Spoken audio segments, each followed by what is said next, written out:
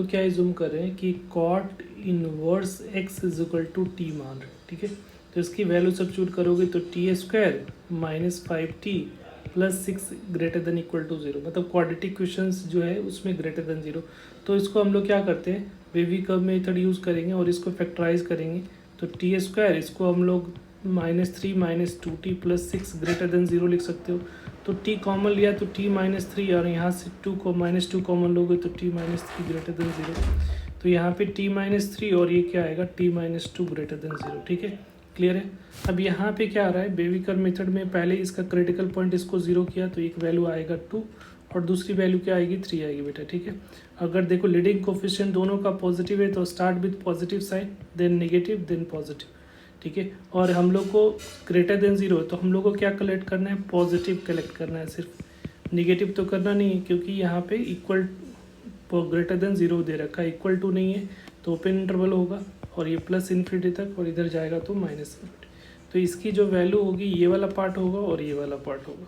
तो t belongs to क्या होगा, t बिलोंग्स क्या करेगा, t जो होगा t बिलोंग्स टू ऐसा लिख सकते हो -इन्फिनिटी से 2 यूनियन फिर 3 से लेकर इन्फिनिटी, ठीक है। तो ऐसा लिख सकते हो कि t की वैल्यू जो है 2 से छोटी और -इन्फिनिटी तक, और यहाँ पे यूनियन इसका मतलब हुआ 3 से लेकर t की वैल्यू इन्फिनिटी तक, मतलब t की वैल्यू 3 से बड़ी होनी चाहिए और 2 से छोटी होनी चाहिए।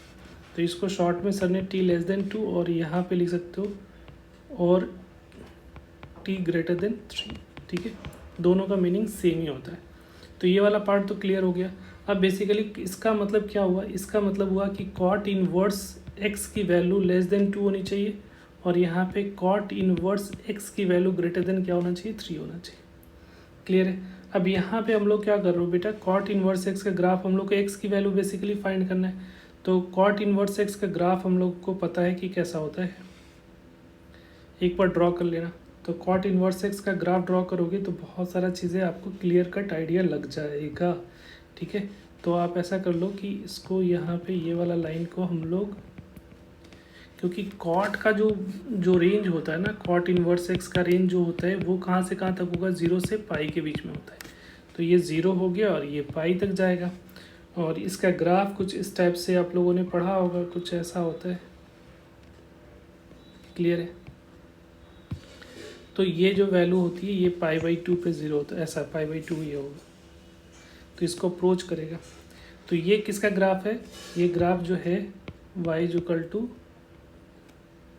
ये ग्राफ किसकी है, y equal to cot inverse x की, ठीक है। ये ऐसा सोच लो कि f of x is equal to cot inverse x का ग्राफ है, ठीक है। अब यहाँ पे जो है हमको ग्राफ कौन सा रीजन वाला ग्राफ चाहिए, तो ग्राफ को यहाँ पे मार्क कर लो बेटा। हम लोग को क्या चाहिए, 2 कहाँ पे होगा, दिस वन 2 यहाँ पे होगा, सॉरी यहाँ जो वैल्यू है ना ये y वाला वैल्यू है। तो इसकी वैल्यू जैसे कॉट इनवर्स की वैल्यू जैसे π/2, पाई की वैल्यू कितनी होती है, 3.14 होता है, ठीक है। तो π/2 की वैल्यू कितनी होगी, π/2 की वैल्यू हो जाएगी आपकी बेटा 1.57 के अप्रॉक्सीमेट होगा, ठीक है। तो अगर हम लोग y में वैल्यू जो है, y की वैल्यू आउटपुट जो होना चाहिए वो 2 से छोटी, तो 2 कहीं यहाँ पे ये पॉइंट होगा, इसको मार्क करो, ये 2 पॉइंट हो गया, ये 2 होगा, ये कहीं 3 यहाँ पे होगा। तो 2 से छोटा के लिए चाहिए, तो 2 से छोटी चाहिए, तो ये वाला आउटपुट किस कौन सा रीजन में मिल रहा है, और 3 से बड़ा तो ये 3 से बड़ा, तो इसके रिस्पेक्टिवली कौन सा ग्राफ हमको मिलेगा। तो ये 2 देखो यहाँ 2 आ रहा है, तो ये वाला रीज़न हमारा रिक्वायर्ड रीज़न होगा। यहाँ पे x की वैल्यू कहाँ से कहाँ तक लाएगी, और फिर कह रहा है 3 से बड़ा, तो यहाँ 3 से बड़ा ये वाला ग्राफ हो, ठीक है। तो ये देखो ये वाला पॉइंट का क्या होगा और ये वाला वैल्यू क्या होगी, ठीक है। तो ये जो वैल्यू आएगा बेटा, ये जो आएगा, ये देखो ये क्या है, cot inverse x is equal to 3 है। तो यहाँ से x cot 3 is equal to x हो जाएगा। तो यहाँ पे जो ऐसा लिख लो, cot inverse x is equal to 3 है, तो x इज इक्वल टू क्या होगा, कॉट 3। तो ये जो वैल्यू आ रही है वो कॉट 3 आ रहा है। उसी तरीके से यहाँ पे cot inverse x is equal to 2 है, तो x की वैल्यू क्या होगी, कॉट 2 होगी। तो ये जो वैल्यू आएगी कॉट 2 होगी। तो हमारा रिक्वायर्ड जो रीज़न है वो x की वैल्यू ये होगी और एक वैल्यू ये वाली होगी, तो माइनस इन्फिनिटी और इधर प्लस इन्फिनिटी। तो यहाँ से x, कहाँ से x इस पे देखते हैं ना x की वैल्यू, तो x की वैल्यू क्या होगी माइनस इन्फिनिटी से लेकर कॉट 3 तक, माइनस इन्फिनिटी से लेकर कॉट 3 तक यूनियन, फिर 3 से कॉट 2 से लेकर कहाँ तक जाएगा इन्फिनिटी तक। ठीक है बेटा, तो ये आपका आंसर हो गया।